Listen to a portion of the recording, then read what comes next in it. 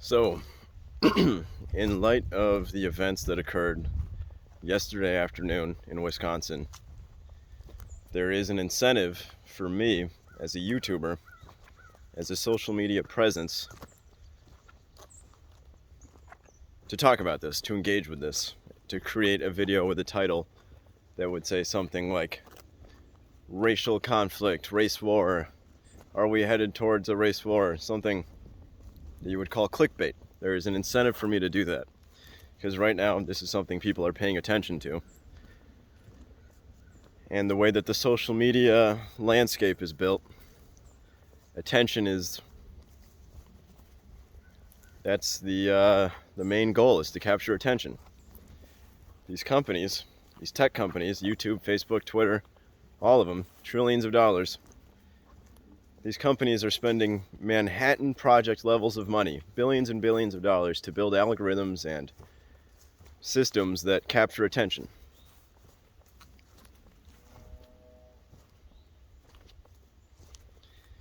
And unfortunately, tragic events, negativity, anger, sadness, negative emotions are very, these things grab attention very well. Human beings are very prone to pay attention to negativity and to things that make us angry, especially. There is science to show that memes that are angry memes actually spread faster, more likely to spread, more likely to multiply. So,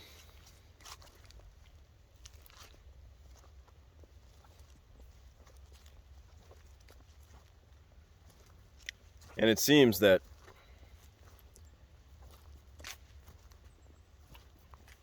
I have a YouTube channel with 35 people, 35 subscribers, so I'm not playing the same game that other YouTubers and other media personalities are playing. Fox News, CNN, big social media presences, they all have an incentive now to talk about this. And that's what they're going to do for the next few days, possibly longer than a few days. It seems like a pretty big event. People are going to be talking about this, and they're incentivized to talk about this because it stirs up emotions. And that's kind of what I'm trying to get at today. It's that, we don't know anything about the details yet, or at least I don't know anything. When it comes to things like this, I try to withhold judgment until I have incontrovertible, clear video proof of things. Because I know that the storyline that's the most angering, the most spicy, emotionally intense story will be constructed in the internet landscape, and it will propagate faster. There's an evolutionary pressure for the spiciest meme to be generated and spread. And so what I saw on a video was a red car smashing through a parade of people.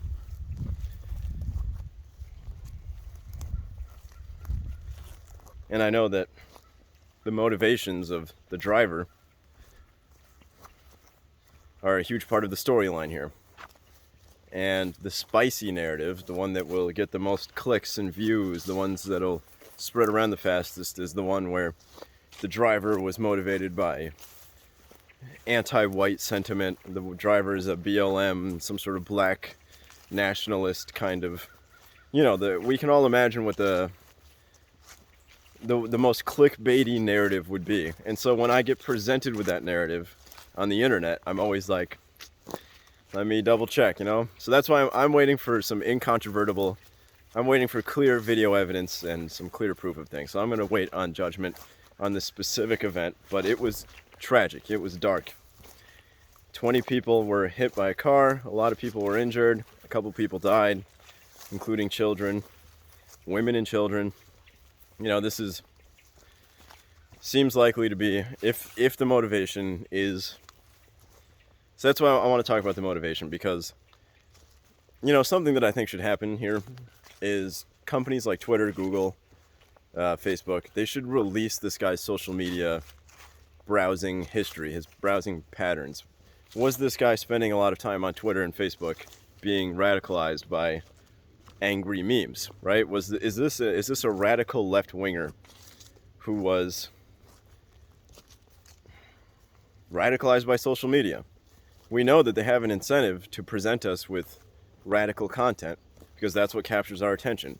They are financially obligated to capture our attention and to get our eyes and our ears pointed a certain direction.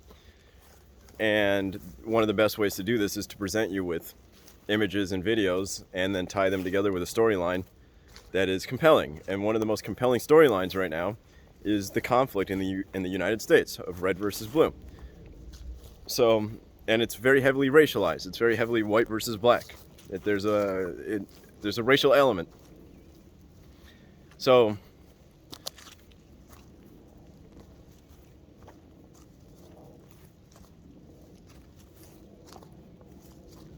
you know, how much of this, if, I don't know, again, I don't know, it could have just been a crazy guy off of his meds, you know, it could have been a wild psychopath that, I don't know what his motivations were yet, so I don't want to make any claims about that, but when it comes to things like the Rittenhouse event, January 6th, the summer 2020 riots, I believe much of the violence that occurred there can be placed, the responsibility can be placed at the feet of media and social media in general, because it's radicalizing people, because there's an incentive to churn out more and more radical right and radical left wing content. And at this point, I personally see no moral distinction between radical QAnon types and radical BLM types. To me, they're the same type, they're the same people. Morally speaking, there's no ethical distinction between them that I can draw. And to a certain extent, it's hard for me to blame any one individual because, you know, I don't know who out there thinks that they're immune to this, but we are all drawn into social media. All of us. We are all being radicalized. We are all falling prey to, I mean, what we are just simple human beings with simple brains against billion-dollar Manhattan-level project machines that are created by trillion-dollar companies to capture our attention. If that's not clear to people by now, that you're being manipulated by your smartphone, there's a huge incentive for them to manipulate you with this. And this definitely plays a part in whatever's going on in the US right now with this conflict. And it's such a brain wrinkler, because it's like, how much of this is just a smokescreen and just narratives presented by powerful players that are trying to distract us from something else? How much of this is real? You know, you get into this whole thing of kayfabe and LARPing, and it's like, clearly somebody driving a car hit people. People really died. So it's crossed from the digital space to the meat space. You know, there's a line that has been crossed here. Like, this is social media radicalism that has crossed into the real world now. That's what it seems like to me. It's hard for me to believe that this was not motivated by some sort of racial narrative. I mean, it happened 2 days after the Rittenhouse acquittal, and it happened right next to the courthouse practically. And I have seen people saying that it was a black guy, but I'm not sure yet. I haven't seen incontrovertible evidence of this yet, so I don't believe it. But it was a bunch of white people. It was like a Christmas parade, and if you watch the video, it seems like it was intentional. I don't know yet. I don't know. I also heard a story about him trying to escape a crime scene and just accidentally stumbling onto a parade, and somehow driving through human beings was not a factor in his escape route, which makes that guy psychopathic at the very least. I don't know. I don't know what the story is yet. So I don't want to make any judgments, but what I'm trying to talk about here is the sort of the radicalization of social media, and how we are genetically inclined to pay attention to the tiger in the bushes more than the bananas in the tree. We're inclined to be angry. We're inclined to pay attention to dangerous, scary, angering things as animals. And this is something people forget all the time. Human beings are animals. You know, our species name, Homo sapiens, what is that? Thinking man. We are barely rational. I could make the argument that we're not rational at all. That we think we're rational. We trick ourselves into believing we're rational. We come up with storylines for why we're behaving a certain way. But mainly, you're an observer in the vehicle that your brain is traveling around in. And if you don't understand that, you need to meditate more, because you don't have as much free will as you think you have. And these social media companies are spending billions of dollars to take advantage of this. Because they need your attention. They need to sell you advertisements. They need your eyeballs. So they're manipulating you. And unfortunately, that's tied up with radical content. And that radicalizes people. And then they go and commit violence against people in the real world. And the other thing is we have tribal instincts. The tribalism gene is not a joke. The tribalism gene is real. And it has a real effect. And if you don't think that's affecting you, you are incredibly naive. You are on a team against another team. Always. You know, I don't know. I mean, it comes out in lighthearted, fun ways when you're at a sports event and it's like the Packers versus the Patriots. Then the tribalism gene is kind of exciting and fun. You know, it can be a good thing. I guess it can be, you know, that's how we vent. I mean, what does it mean that people are lining up and paying money to go to these sports events? What does that mean? Why do we pay money to go be a part of a team that we're not even a part of, right? We wear the jersey of the team. Why are people doing that? It's because they have a tribalism gene. And if you think you're not one of those people, you are naive. You do this. Everybody does this. The teams could be your favorite video game, your favorite movie. Oh, I like Avengers. Oh, I don't like Avengers. DC and Marvel, and, you know, Mac versus PC, and Democrat versus Republican, and black versus white, unfortunately. That's partially where we are right now. You know, this whole radicalization of both sides, there's two layers of biology playing into this. One of them is our tendency to find negativity compelling, and the other is our tendency to be tribalistic, to form teams. We form tribes, and it's not always racial, but in this case, it's partially racial because we have this whole black BLM versus white supremacy narrative going on here. And again, it's hard for me to believe that this particular incident wasn't motivated by something like that. So it was dark. It's kind of disgusting. It was hard to watch. You know, parents stood there and had to helplessly watch a car ram through their children. And I don't know how that's not going to enrage that community. How is that not going to radicalize people on the right further? How is this going to help anybody? This is now a new part of the storyline, and there are going to be memes that spread about this, ideas and narratives. And I mean, what is this going to help racial tensions? No. If it turns out the driver was black and it turns out he was motivated by wanting to hurt white people, what do you think that's going to do to people that are white supremacists? Yeah, this conflict is just getting worse. And again, it's because you can't put the blame, you know, people on the blue team are going to blame the red team, and the people on the red team are going to blame the blue team. And that's not how this works here. You can't do that. And you can't even put the blame on social media companies because they're following incentives. They need to sell ads. You can blame capitalism, but it's just like, what's going on here? Who do we place the blame on? How do we change things? What you need to do is change the incentive structures of social media and media companies, right? We can't be relying on clickbait anymore. These clickbait titles, because there's going to be news articles written about this. They're going to be like, BLM person kills innocent white cheerleaders. You know, it's going to be something like that. And it happens to both sides. It's always like Kyle Rittenhouse's thing. You know, there's still people convinced that Rittenhouse shot and killed black people.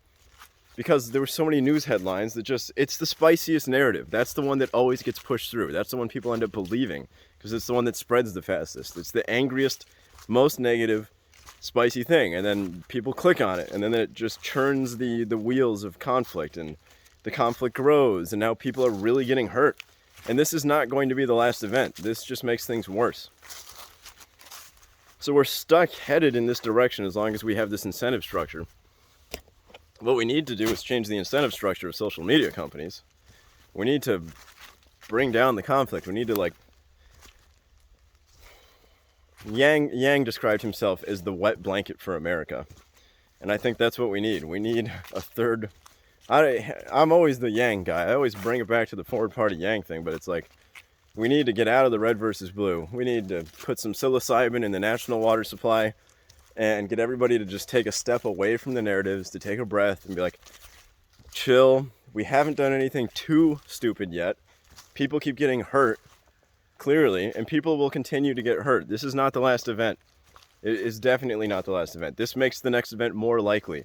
This is how these things happen. This is how it ramps up.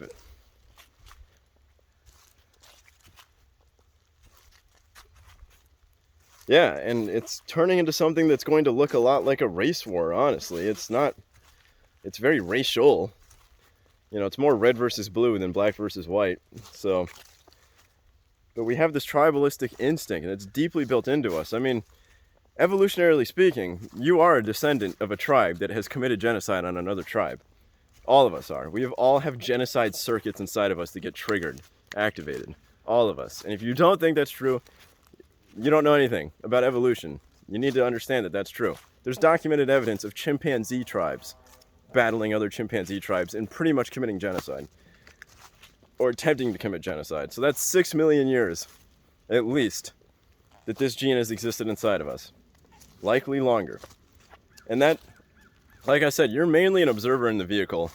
And you'll rationalize it. You'll tell yourself all sorts of stuff. And you will think you'll believe it. But that doesn't make it true. Like, you are a tribalistic animal that loves to focus on negativity. You're being taken advantage of by trillion-dollar computer-based algorithm companies here that are triggering this inside of you to make money. There's a complex problem here. It's big. Not one person can be blamed. We are inside of a system that is headed towards a conflict.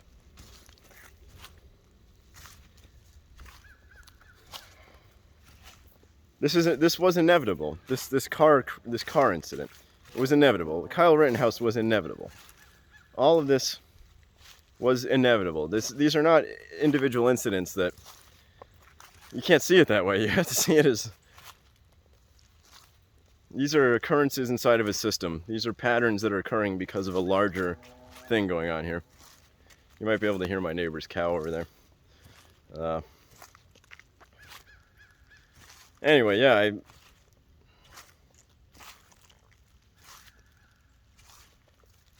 you know, it almost feels bad making a video about this because I know that I don't know how to title it in a way that's not clickbait.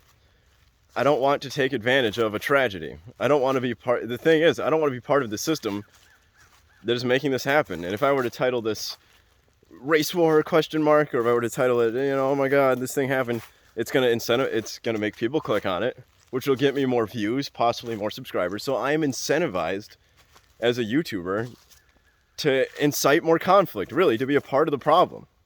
That's my incentive, is to be a part of the problem. So you can't really hate the players here. You gotta hate the game. You gotta hate the game.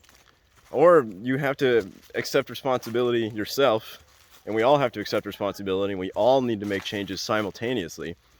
We need to pull ourselves out of these narratives and chill out and calm down and understand that we have the material capability to solve our problems. We are rational enough. We have democracy and science and rational enlightenment values here, you know, that we can use to not have violence. But at this rate, violence is inevitable. There will be more. This is going to radicalize somebody on the right. How long until some guy on the right with a gun shows up to a BLM protest and mows people down? How long until that happens? It's almost amazing to me that it hasn't happened already.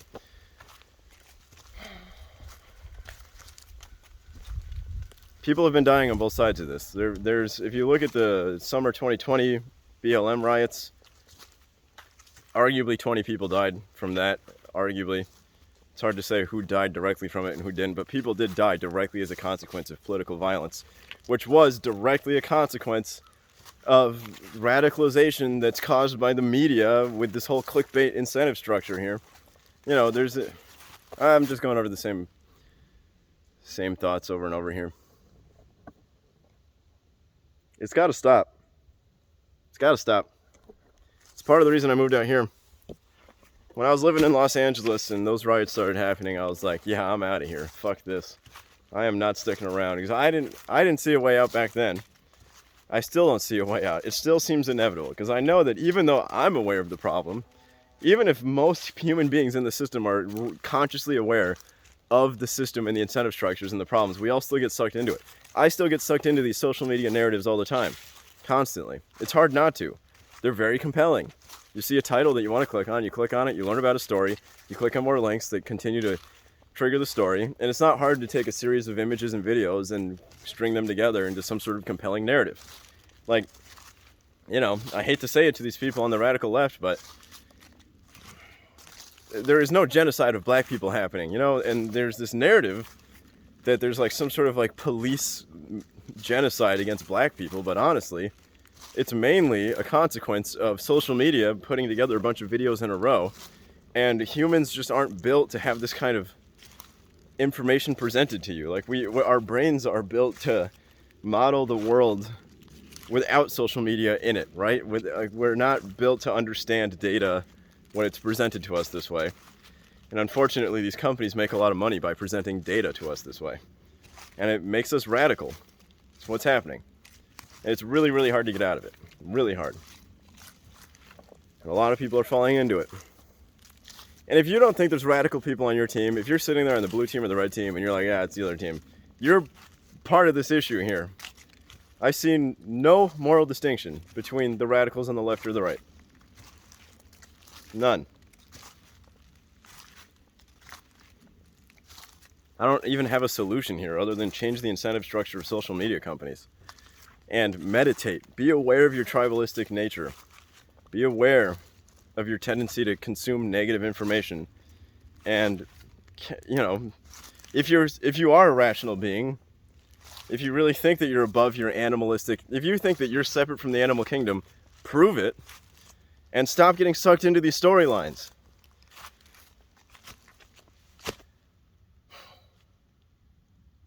Okay. Yeah, I'm done.